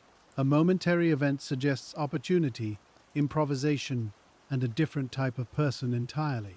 The letter complicates that distinction, because if the letter was part of the truth from the beginning, then some degree of planning seems more likely. If the letter was mailed later by someone trying to manage the investigation after the fact, that suggests a different kind of control. So even here, the note keeps exerting pressure. Not only on the meaning of absence, but on the possible nature of the person behind it. Cold case review often means testing those behavioral models against whatever sparse evidence exists. Would a person known to one of the girls have felt safe enough using the mail in that way? Would a stranger have known enough to mimic Rachel's voice or handwriting? Would someone acting in panic have sent any letter at all? Or is a mailed note more consistent with someone composed enough to think about perception? These are difficult judgments. They are not mathematical, but they still belong in the investigation because behavior is sometimes the only terrain left when material evidence is thin. Another part of modern review involves cross-checking names against time itself. A person who looked unremarkable in a 1974 interview may look different when examined across later decades. Perhaps they appear in other complaints. Perhaps they surface in another jurisdiction. Perhaps they had access, mobility, or a pattern that earlier investigators could not easily see. Or perhaps they do not. Perhaps the old suspicion weakens under broader context.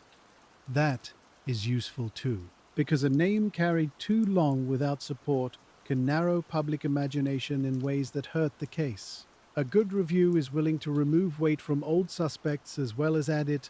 This is one of the gentler forms of justice in investigation, not only trying to identify what happened, but refusing to let unsupported certainty harden over innocent people forever. Cold cases ask for patience in that direction too. By the same token, people once thought too peripheral can move closer under renewed scrutiny. A casual acquaintance, a person seen only once, a name that entered the file through a side door and was never fully developed. Modern databases, property records, and broader interagency communication can give those names new context. Did this person own a vehicle matching old witness language? Were they connected to the mall area in ways not appreciated then? Did they know someone who knew Rachel? Did they live along a route that matters? A cold case review is rarely one giant breakthrough. It is usually a long series of context upgrades. Old names seen more clearly, old assumptions tested more honestly, old evidence handled more carefully. Public appeals in later years fit into that same rhythm. When a case is revisited publicly, the goal is often less to announce progress than to alter the flow of information. Someone who did not call before may call now. Someone who once felt unsure may recognize that uncertainty itself is worth reporting. Someone may finally be willing to describe a man, a car, a conversation, not because they are now certain, but because they have realized the detail never left them. A detective receiving such a tip has to do two things at once: take it seriously and protect the case from being reshaped by imagination. That balance is delicate. Too much skepticism, and you lose the useful witness. Too much enthusiasm, and you rebuild the file around a memory that formed late. The older the case, the more difficult that balance becomes. Years change what people remember. They also change what people are willing to admit. Both kinds of change matter. The Fort Worth trio case also sits inside a larger truth about public places. People often assume that busy settings produce clear witness records. In practice, they often produce the opposite. A crowded mall gives many possible observers, but very few dedicated ones. Most people are passing through their own errands. Most are carrying bags, children, conversations, lists. What they notice tends to be brief and unanchored. A face, a coat, a car color, a laugh. 3 girls near an entrance. Memory stores these fragments without knowing they will matter. Later, when investigators come asking, the fragments arrive detached from sequence. That is why a disappearance in a public place can remain so stubborn. The visibility of the setting creates false confidence. Surely someone saw. Surely someone remembers. Sometimes they did, but not in the clean way people hope. That is one reason the ordinary details in this case have remained so important. The purchases in the car, the timing of expected return, the age spread between the girls, the letter's postmark and phrasing. These details are valuable because they do not depend on whether a stranger's memory held steady for decades. They exist in the file. They can be reread. They can be weighed again. And often, in a case this old, that kind of stable detail matters more than a dramatic leaked theory. A cold case unit would know that. They would know that every emotional retelling, every documentary suggestion, every renewed wave of interest has to come back to those small, fixed points. The file asks the same question each time. What remains true no matter who is speaking? In Fort Worth, that question also belongs to the family's experience. Because while investigators sought evidence, families sought memory differently.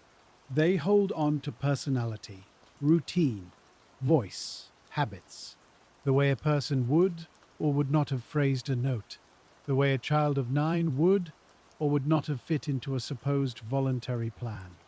These are not forensics, but they matter, not as proof by themselves, but as resistance to theories that ignore human reality. A good detective listens for that, not to replace evidence, but to keep evidence from floating too far from life. That is part of what makes long investigations feel deeply human. They are not only about items and reports, they are about keeping the missing person whole enough in memory that false explanations sound false when tested against who they were. As the case moved through later decades, one quiet change in perspective became more noticeable. Rachel, Renee, and Julie were no longer only remembered as figures in an old newspaper clipping. They became, in public memory, three specific girls whose images had aged without them. That changes the emotional atmosphere of a case, not because it creates evidence, because it deepens patience. People stop looking for a thrilling mystery. They begin looking for honest understanding. And when that happens, the work of cold case review becomes easier to explain. You are not chasing legend. You are preserving the chance that old facts might still be arranged more truthfully. Still, refinement is not resolution. That distinction matters. Modern review can narrow theories. It can improve timelines. It can identify where older assumptions drifted. It can recover names, records, and physical items once thought unimportant. All of that is meaningful. None of it guarantees an ending. The Fort Worth Trio case has lived for decades in exactly that space. It has become clearer in structure while remaining unresolved at its center. That may sound paradoxical. It is not. Many cold cases become more understandable even when they do not become solved. You learn which stories were too thin. You learn which objects matter most. You learn which unknowns are real and which were created by rumor. That kind of progress is quieter than arrest or confession. But it is still progress. And so, if you imagine yourself as the investigator reading through everything again, certain questions begin to rise above the rest, not all at once, gently, repeatedly. Did the girls leave Seminary South with someone they recognized? If so, was that recognition shared by all three or led by one? Was the letter a true trace of Rachel's hand, a coerced trace, or a false one? Which witness account has held up best over time, not because it is dramatic, but because it remains stable under pressure? And which early decision, once made under the strain of those first days, most shaped the decades that followed? Those are not theatrical questions. They are durable ones, the kind that stay in a file because no one has yet earned the right to remove them. There is also an institutional lesson inside this case, one that reaches beyond Fort Worth. Old investigations survive best when someone preserves uncertainty honestly. Not everything should be polished into confidence. If an early witness was unsure, that uncertainty needed to stay visible on the page. If a detective leaned toward one theory, the reasons for that lean needed to be preserved too. Future investigators can work with doubt. What they struggle with is false neatness. That is especially true in a case like this, where the deepest unknowns have always been linked to the most ordinary looking moments. A parked car, a shopping trip, a brief letter, a few hours that do not arrange themselves in one straight line. When evidence is modest, precision in language becomes a form of care. A report that says perhaps can be revisited honestly. A report that says definitely when definitely was never earned can mislead for decades. So when later readers came through the Fort Worth file, they were not only looking for hidden suspects or forgotten objects, they were also studying the tone of the original work. Who sounded cautious? Who sounded certain? Where did a possibility begin to harden into a frame? Where did the frame begin shaping what got followed next? That kind of reading is slow, but it can change a case without producing any dramatic new discovery. And after enough years, the case begins to stand for something larger than its own unanswered facts. Not in a grand public way. In a quiet, professional one, it becomes an example of how an investigation can be altered by one piece of communication. How a letter can sound like resolution while actually multiplying questions. How the presence of one younger child can keep a case from slipping too comfortably into an explanation that never truly fit. And how much depends on whether someone, somewhere in the chain of custody, kept the file readable. By then, the strongest enduring unknowns had become very clear. Did the trio leave Seminary South with someone known to them? Was the note truly Rachel's in hand and intention, or only in appearance? Was there an early sighting that should have carried more weight than it did? And if the answer lies in some ordinary detail, which detail has been sitting in the file all along, waiting for the right comparison? Those are the questions that remain because they belong to the structure of the case itself. They are not inventions from later retelling. They are built into the day. Three girls arrived to shop on the 23rd of December, 1974. Rachel's Oldsmobile remains in the parking lot. The gifts stay inside. The girls do not return. A letter enters the case and changes the direction of thought without restoring anyone to safety. Everything else gathers around those points, and in the years after, families had to keep living around those same points too. That is another part of what remains open. Not just the file, lives. A family can make room for grief. Uncertainty is harder. It does not settle. It asks for the same mental motion again and again. Maybe the note was true. Maybe it was false. Maybe someone knew more than they said. Maybe one witness saw exactly the right thing and never realized it. This is the private labor behind public mysteries. People revisiting the same afternoon in their minds, not because they want to, but because the afternoon never finished. For detectives, that repeated motion takes a different form. They return to sequence, to records, to witness language, to the way one statement sits beside another. A good investigator in an unresolved case is often less like a hunter than a careful reader. They notice what has remained stable over time. They notice what only appeared later. They notice where human memory has softened at the edges, and where it has stayed unexpectedly firm. That reading does not always produce an answer.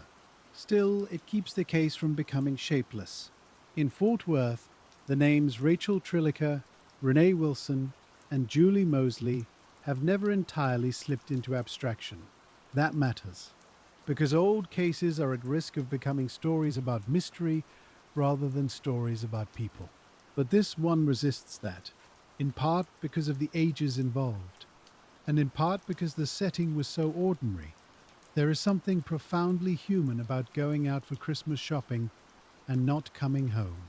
It keeps the case close to everyday life. It keeps the questions plain. Who did they trust? Who saw them? Why was the car left behind? Why did the letter say what it said? Even now, those questions do not invite dramatic answers so much as patient ones. If the trio left with someone, that movement may have looked harmless at first. If the note was staged, it was staged to calm more than to shock. If an early lead mattered, it may have seemed too small to notice at the time. That is the quiet tension of the whole case. Not a single violent event fully witnessed by strangers. A chain of ordinary appearances that, somewhere, turned away from the known path. And because of that, the case teaches a difficult lesson about missing persons work. The absence of visible disorder is not the same as the presence of consent. A public place can still conceal a disappearance. A familiar face can still misdirect. A short note can still distort an investigation more than it clarifies it. These are things later generations of detectives have had to learn, and relearn in many cases. The Fort Worth Trio file holds all of those lessons quietly. It also holds something else, the value of not forcing closure where closure has not been earned. There is a strong temptation in old cases to choose the cleanest theory and let it stand. To say it must have been this person, or this scenario, or this brief sequence of events. Sometimes that temptation comes from the public. Sometimes from investigators tired of ambiguity. Sometimes from the simple human wish to stop turning the file over in the hands. But patient investigation asks for a different discipline. It asks you to leave the unresolved thing unresolved when that is the honest state of the evidence. That discipline can feel unsatisfying. Yet it is also a kind of respect. Respect for the missing. Respect for the families. Respect for the difference between what can be strongly suspected and what can truly be said. Cold casework is full of that distinction. You learn to live with probabilities without calling them certainties. You learn to say this still troubles the file instead of this solves the file. You learn to preserve possibilities without surrendering to fantasy. For this case, the preserved possibilities are still narrow enough to name. One is that the girls left with someone at least one of them recognized. Another is that the note reflected Rachel's hand in some form, but not necessarily her freedom. Another is that the note was an intentional false trail sent by another person entirely. Another is that one early witness account, perhaps not the loudest one, touched the true movement of the afternoon more closely than anyone understood at the time. None of these possibilities sits alone. Each affects the others. If the note was genuine, the question of why the car was left shifts slightly. If the note was false, then the importance of known acquaintances may increase. If a familiar vehicle was involved, then witness uncertainty in the parking lot matters differently. This is why the case remains alive to investigators even without a breakthrough. The pieces still interact. A file goes cold when nothing more can be asked of it. This one has never quite reached that point. Not because there are endless theories, because there are still a few very specific questions worth asking carefully. That is a different kind of openness, more restrained, more practical, and often more durable. There is something almost archival about the way the case has survived. Photographs, clippings, old reports, mailing details, family recollections, anniversary appeals, each one carries part of the weight. No single item can bear the whole mystery. Together they keep it from falling through time entirely. That is often the best a long, unresolved investigation can do for many years. Not solve, endure, remain available to the next honest reader. And endurance itself can matter. A witness who says nothing in one decade may speak in another. A document overlooked in one review may gain new meaning in the next. A physical item once thought exhausted may still support a fresh comparison. Investigators know this. Families know it too, though in a more personal register. That is one reason old cases continue to be revisited, even when the odds are modest. The point is not false hope, it is responsible possibility. When people speak of the Fort Worth trio now, the case often arrives already wrapped in its most famous elements: the holiday shopping trip, the abandoned car, the letter. Those details are memorable because they are real, and because they are enough to hold the whole shape of the mystery in a few objects. But the true investigative life of the case has always been more granular. Who compared handwriting to known samples? And how confidently? Which witness gave a timing estimate? And how they expressed that estimate? Which tip came directly from observation, and which arrived through retelling? How police and family interpretations differed, and where they overlapped? That fine-grained work is less visible. It is also where the truth, if it is ever clarified, is most likely to be found, not in legend, in the old mechanics of the file. That is why careful people keep returning to the same small set of practical unknowns. Who had access? Who had opportunity? Who had enough familiarity to avoid immediate alarm? Who had enough knowledge to send a convincing note if the note was a deception? And what exactly was the earliest moment when the girls were no longer moving freely through an ordinary afternoon? That last question may be the most important of all.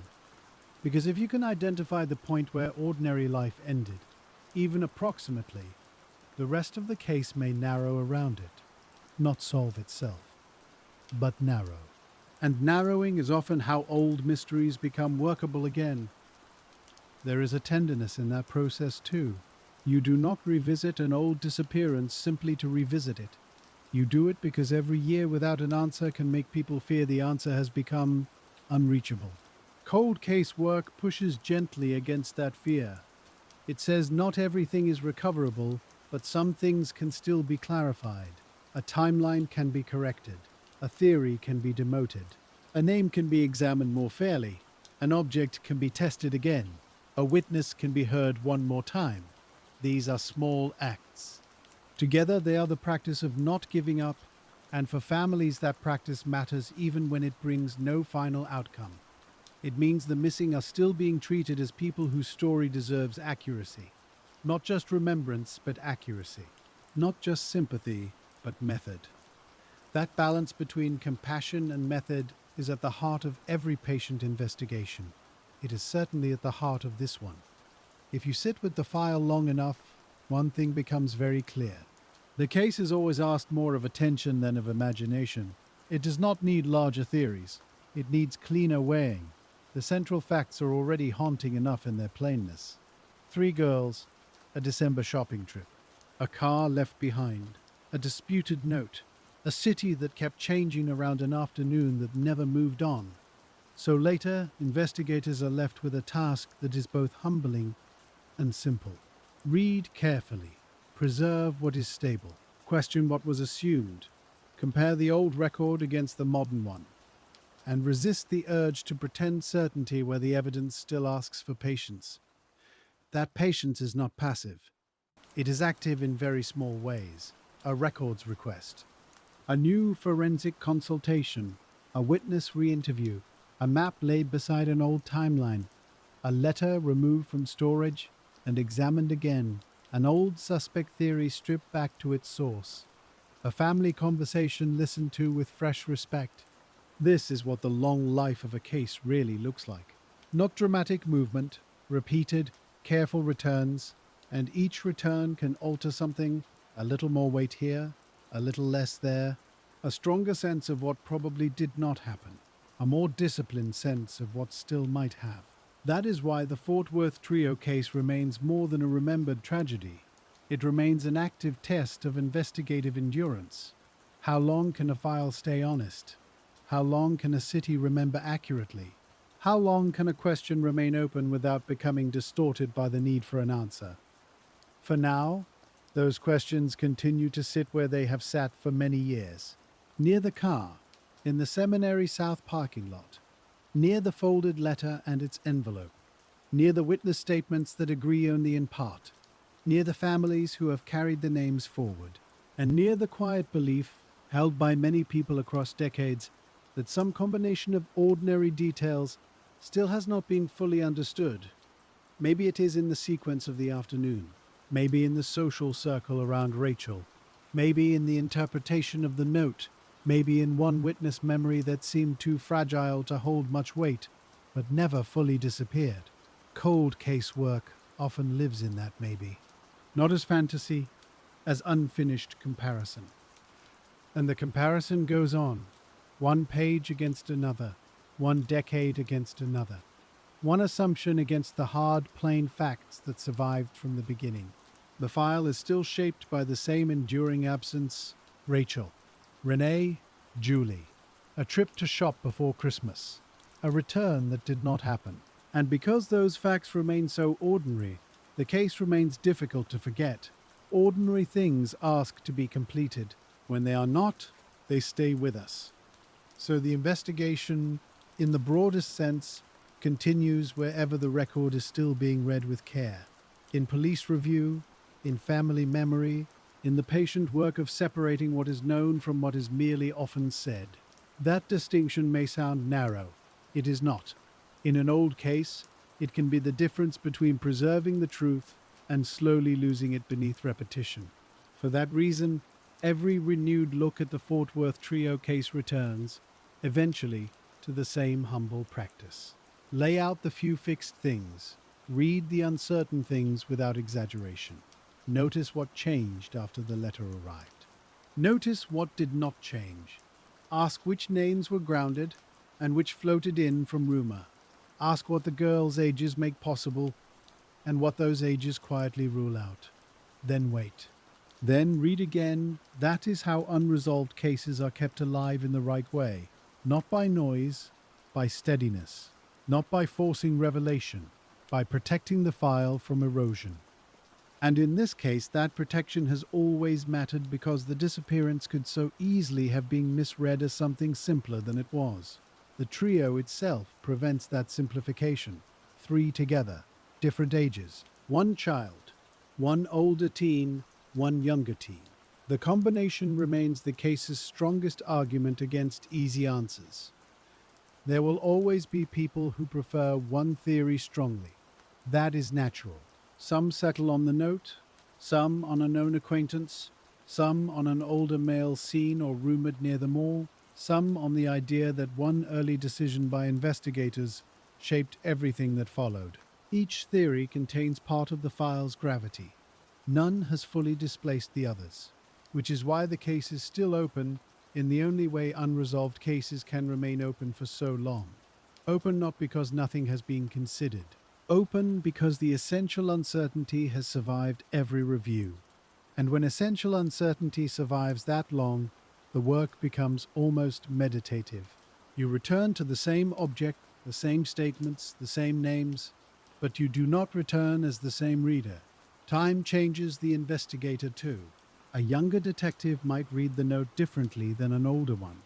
A modern unit may be less willing to let a runaway idea dominate where a child is involved. A family member decades later may hear old phrasing with a different understanding of fear or coercion. These shifts do not erase the old record. They simply let it be seen under a different light. That light can be useful. It can reveal where the file is stronger than people assumed. It can also reveal where the strongest public theories rest on weaker foundations than anyone likes to admit.